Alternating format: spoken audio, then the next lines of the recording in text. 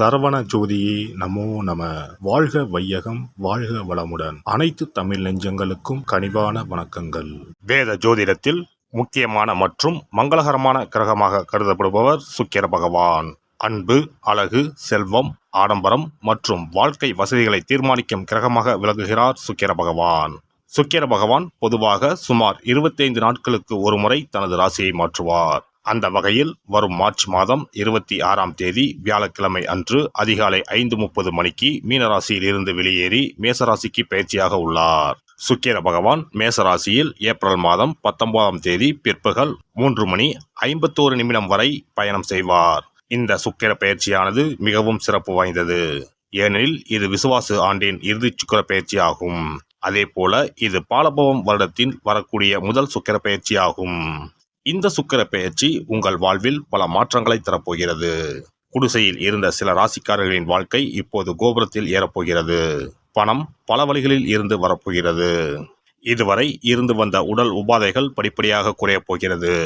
பட்ட கடனை அடைக்க புது வழிகள் பிறக்கும்.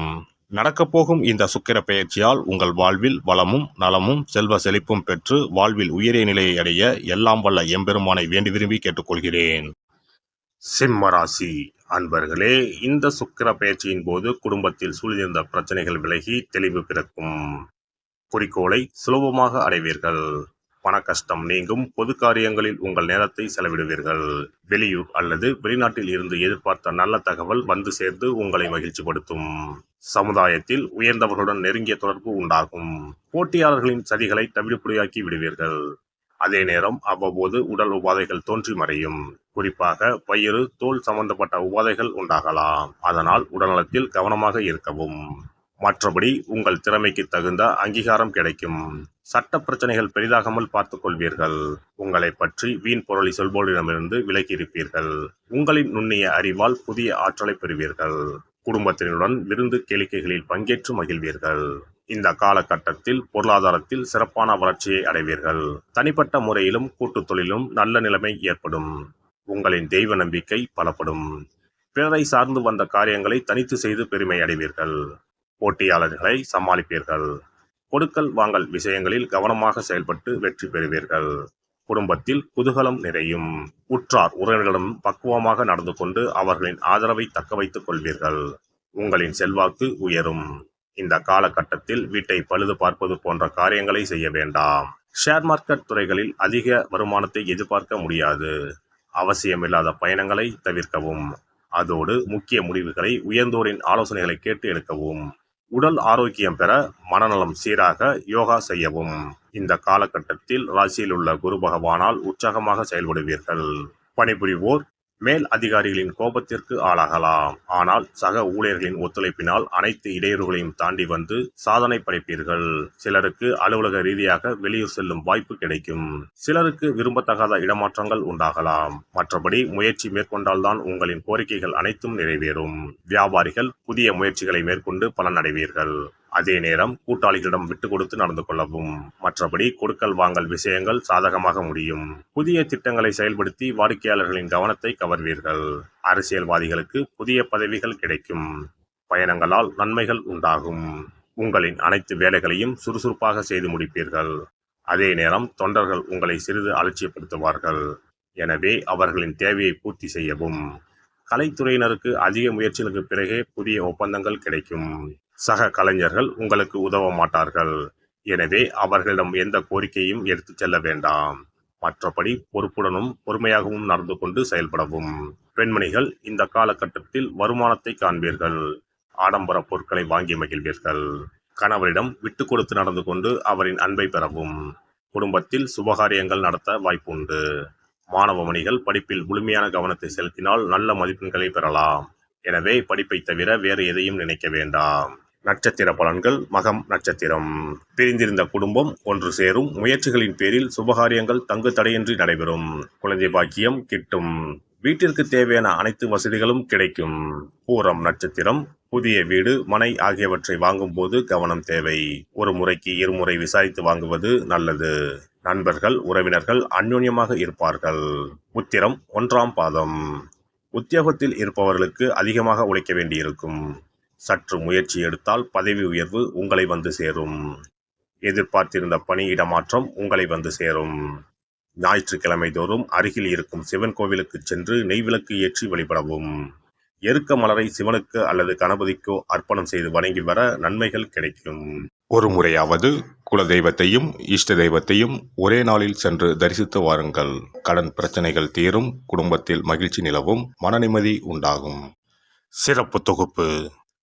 இனி சுக்கிர பகவானின் அருளை முழுமையாக பெற வெள்ளிக்கிழமையில் செய்ய வேண்டிய வழிபாடு என்ன என்பதனை பற்றி காண்போம். வெள்ளிக்கிழமை என்பது தெய்வ வழிபாட்டிற்கு உரிய நாளாகும்.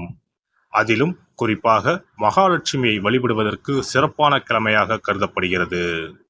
நமக்கு செல்வத்தை வாரி வழங்கக்கூடிய மகாலட்சுமி தேவியும் குபேரனும் நம்முடைய பூர்வ ஜென்ம கர்ம வினைக்கு ஏற்ப பலாபலன்களை கொடுக்கிறார்கள்.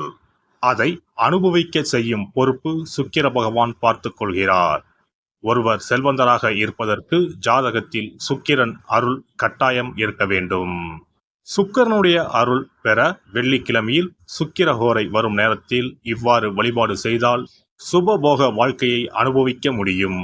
ஒருவருடைய ஜாதகத்தில் சுக்கிரன் நீச்சம் பெற்றால் உடல் ரீதியான ஆரோக்கிய ரீதியான பாதிப்புகள் ஏற்படும். சொத்து சுகங்கள் எவ்வளவு இருந்தாலும் அதை முழுமையாக அனுபவிக்க முடியாமல் செய்துவிடும். பெரிய பெரிய பணக்காரர்களை எடுத்துக்கொண்டால் அவர்களிடம் எவ்வளவு காசு கொட்டி கிடந்தாலும் சுக்கிர தசை இல்லை என்றால் அவ்வளவு பணமும் வீண் விரயமாகத்தான் போகும். குறிப்பாக மருத்துவ செலவுகள் செய்தே சொத்துக்கள் அழியும் நிலை வரும். இதற்கு சுக்கிர பகவானுடைய வழிபாடு நல்ல ஒரு பலனை கொடுக்கும்.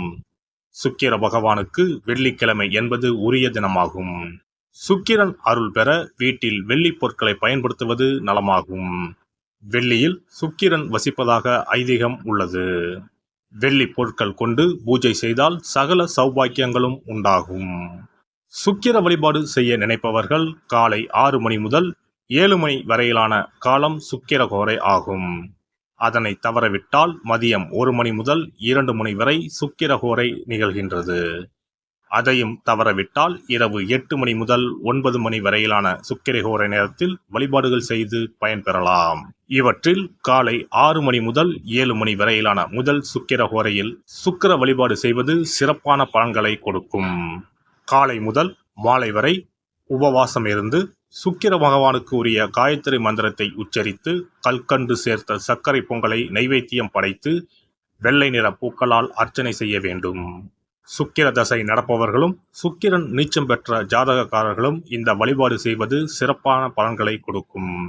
சுக்கிர தசை நடக்கும் பொழுது சுக்கிர வழிபாடு செய்து வர வருமானத்தை சுகமான வாழ்க்கை வாழ்வதற்கு உரிய வகையில் பயணிக்க செய்யும்.